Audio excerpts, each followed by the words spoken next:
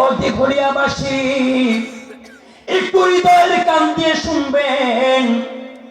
আল্লাহর নবীর সামনে আব্দুল্লাহ ইবনে আমর ইবনুল জামু যখন বললেন, ও নবী, আমি আমার আল্লাহর আদালতে যখন আমার আল্লাহ আমার কাছে জিজ্ঞাসা করবে, ও আমর ইবনুল জামু, আমার জন্য তুমি কি করেছো, অন্তত আমি আল্লাহর সামনে যাবে এটা বলতে পারি, রব আমার জীবনটা আপনার জন্য উৎসর্গ করেছি। শুধু তাই নয়, ইয়া রাসূলুল্লাহ, আমার চারটা নওজোয়ান সন্তান তারা যে উহুদের ময়দানে যাবে, এটা তো আমার ভাগ্য ভালো। হাসরের ময়দানে আমি আমার আল্লাহর সামনে বলবো, রব শুধু আমি নিজেই শহীদ নয়, আমার চারটা সন্তানও শহীদ হয়েছে। আজকের হাসরের ময়দানে আমি শহীদের বাবা। ও দিঘলিয়াবাসী, শহীদের বাবা হওয়া এটাও কিন্তু অনেক বড় ভাগ্যের ব্যাপার। আবার শহীদের মা হও ভাগ্যের ব্যাপার, কথা বলেন না কেন? শহীদদের বাবা আর শহীদদের মা হওয়া অনেক বড় ভাগ্যের ব্যাপার। আমার মনে পড়ে যায় 2013 সাল 28 ফেব্রুয়ারি, কোরআনের পাখি আল্লামা সাইদির যখন মিথ্যা ফাঁসির রায় দেওয়া হলো, তখন সবেমাত্র দাখিল পরীক্ষা 12 সালে শেষ করে আলিম পরীক্ষায় আলিমের জন্য ভর্তি হয়েছি। আল্লামা সাইদি রায় শোনার পরে আমি আমার মাকে জড়িয়ে ধরে, আব্বাকে জড়িয়ে ধরে হাউমাউ করে কান্না শুরু করে দিলাম।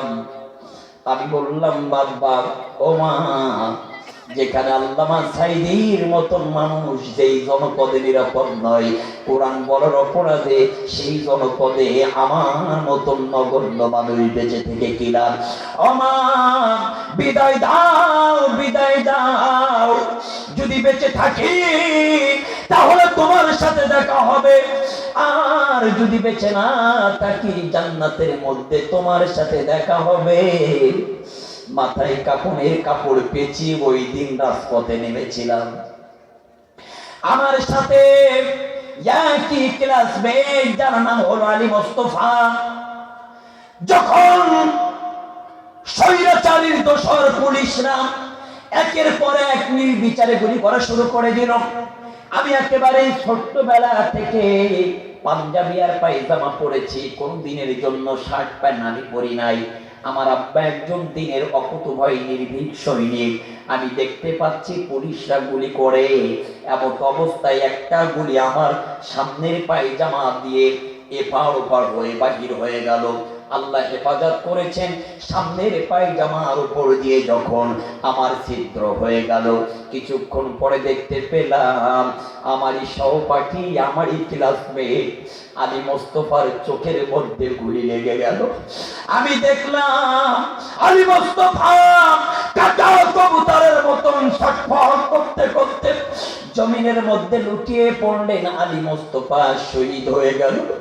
টানতে টানতে তারে নিয়ে যাওয়া হলো, পরবর্তীতে দাফন করা হলো তার মায়ের কাছে। আমরা গিয়ে জিজ্ঞাসা করলাম, আলী মোস্তফার মা, আলী মোস্তফা শহীদ হওয়ার আগে কোন স্মৃতি আছে কিনা? আলী মোস্তফার মা বলে, বাবা শোনো, আমার আলী মোস্তফা যখন সাইদি সাহেবের রায় শুনেছে, আমাকে দেখে বলে, মা আল্লামা সাইদির মিথ্যা ফাঁসির রায় হবে, আর আমি আলী মোস্তফা বাড়িতে থাকবো, মা তা হতে পারে না, বিদায় দাও। কাফনের কাপড় মাথায় দিয়ে আমার কাছ থেকে বিদায় নেওয়ার আগে বলেছে, মা যদি বেঁচে থাকি দেখা হবে, আর যদি বেঁচে না থাকি জান্নাতের মধ্যে দেখা হবে। সবাই বাড়ি আসে, সব মায়ের সন্তানেরা আস্তে আস্তে বাড়ি এসে তার মায়ের চোখের সামনে আসে, কিন্তু আমার আলী মোস্তফা তো আর ফেরে না। আমার আলী মোস্তফার রক্ত মাখা ইঁটুর দেহ আমার সামনে আসলো, কিন্তু আমার আলী মোস্তফা বলেছে, মা আমরা যদি স্বামী যদি শহীদ হয়ে যাই, এই দুনিয়ায় না দেখা হলেও আমার আল্লাহর জান্নাতে দেখা হবে। আলী মোস্তফার মা একজন শহীদের মা, যতদিন বেঁচে ছিল কলিজার টুকরা সন্তানের জন্য কান্না করতে করতে চোখের পানি শুকিয়ে গিয়েছিল। এক পর্যায়ে চোখ দিয়ে রক্ত বাহির হতে হতে গত 3 বছর আগে মারা গেল। ও দিগুড়িয়ার কলিজার টুকরা যুবক ভাইরা, ইসলামী আন্দোলনের জন্য কাজ করো। আর বাবা যারা আছেন, মা যারা আছেন, আপনাদের বলছে আপনার সন্তানটা দিন প্রতিষ্ঠান আন্দোলনের জন্য কাজে লাগিয়ে দেন।